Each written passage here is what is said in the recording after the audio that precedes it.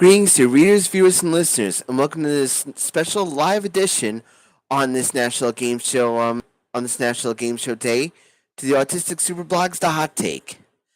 I just want to, I just want to say I know this is quite unusual for me, but I want to just take this time out on this National Game Show day to really explain why game shows excite me so much, like how much they've meant to my life. And I wanted just to give a quick shout out to the wonderful people at SuperBlog and the amazing Christian Carrion's interviews when it comes to his podcast, which is on the which is in the description, which is called "Tell Us About Yourself," which is about former game show contestants or game show contestants sharing their stories behind the scenes. And I've also given a shout out to another game show podcast that I listen to, and tell us what they tell them what they've won, and both of them are just amazing, amazing. Um, Both of them just amazing podcasts. So I just want to give you a shout out to both of them. Um, but I want to just talk a a bit about what game shows mean to me as an autistic individual. There have been times in the past where dreams can feel unattainable, that dreams can feel like they're stories, like they're made up. And sometimes the world can seem a little bit unfair to people on the spectrum.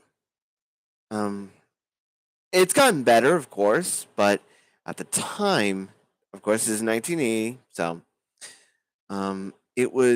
it felt like we had a long way to go, and still do to this day. But and you heard and you saw the news, and you saw different kinds of things that were going on, soap operas, news, all the rest, sports, and all that. And none of them really kind of interested me as a kid. Um, I was all I'm into reading, listening to podcasts, listening to other things too, to kind of spark my interest. But I felt growing up almost like an outcast in a way. I kind of felt like an outcast because people were into sports, people were into other things, and here I was, just a wallflower. Just growing up at school. Enter game shows. I mean, it was as bright, it was bright, it was loud, it was tolerable, of course, but it was just so game shows in general are just so entertaining to watch. Like as a kid growing up, that it really made me feel like I could participate and be part of the show. Like I could be in the audience, which happened later on. I'll get to that in a sec. But also made me feel like I wasn't alone in the world. I kind of felt like my first my first real game show experience as a viewer was a game show you guys may have heard called Press Your Luck. And it was just so amazing, and I got to see others too, like Sale of the Century, Price is Right, Hot Potato with the amazing Dina Game Show host Bill Cullen, and Bob Barker with The Price is Right, Jeopardy, Wheel of Fortune. They were just starting up, and it really made you feel like you could be a part of the show. It really made you feel like you could play along. That made you feel like even with everything going on around you, you felt like you weren't alone. Like you felt like you could be connected to the individuals that were playing and get invested in them as an individual. It was like, and the theme songs, all that stuff, everything. And this is right around the time of the 1980s, so Double Dare was coming in, Finders Keepers, Get the Picture, um, and all that stuff. It's actually influenced me so much that yes, I'm wearing a Price is Right shirt, but also um, I I sometimes feel like even to this day, that I can talk to my friends, those that know me, those that know about my autism, those that know about who I am as a person, and really feel like they get me. Like I could be myself around them. Like I don't have to hide myself when I'm around them, so I can spring some game show lingo on them, and they understand where I'm coming from. Um, I have two friends, and I hope they're listening. That really make me feel like I'm not like my quirks are there, but they're not something that's distracting in a way.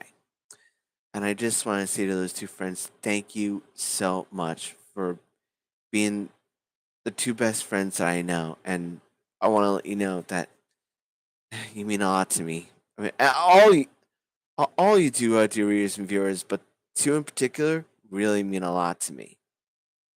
And with the internet coming up, it made watching old game shows um, accessible to me, and it really changed the game when it came to the internet, because I mean, of course, you tried to.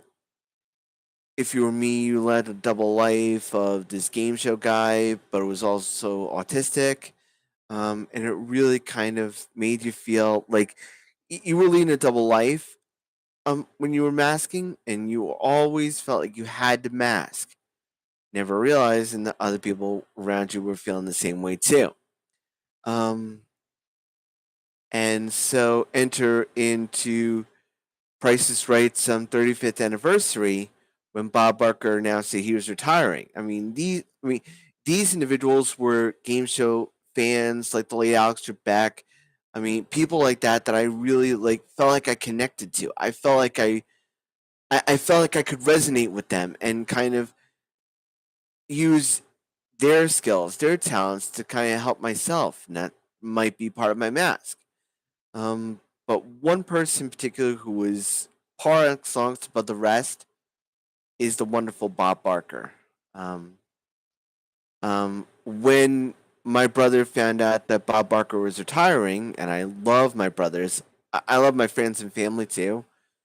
But when my brother found out about this, he got myself and him tickets to The Price is Right, and we were able to go to the Bob Barker Studio, which is at 7800 Bellevue Boulevard, Los Angeles, California, 90036. I know that by heart, as do all game show fans do, but I'm getting ahead of myself. But being in that studio, being in the Bob Barker studio at the time was just amazing. You realize how small it is, but it's just you've dreamt about this, you've thought about this for so long, and once you're there, it's like it's gotta feel like stepping in the Wizard of Oz to a large degree, because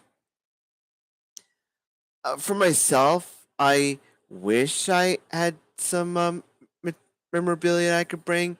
I wasn't a contestant on The Price is Right, but just being there, just being able to be inside the studio was just one in a million. I wouldn't change a thing for anything in the world, and just to just to be able to be in that studio was just a game changer for me. And I know I'm bringing it up, but it really was a game changer because it made me feel like my dreams had come true. That the impossible dream, like Don Quixote, had actually been realized. So it really kind of made me feel like anything is possible. And I just want to thank my brothers, my friend, my family for dealing with me through all this. And I know I can be a little bit overwhelming at times. I must have been a terror when I was growing up, but I just want to say thank you to everyone and to you readers and dear readers, viewers, and listeners for listening to this.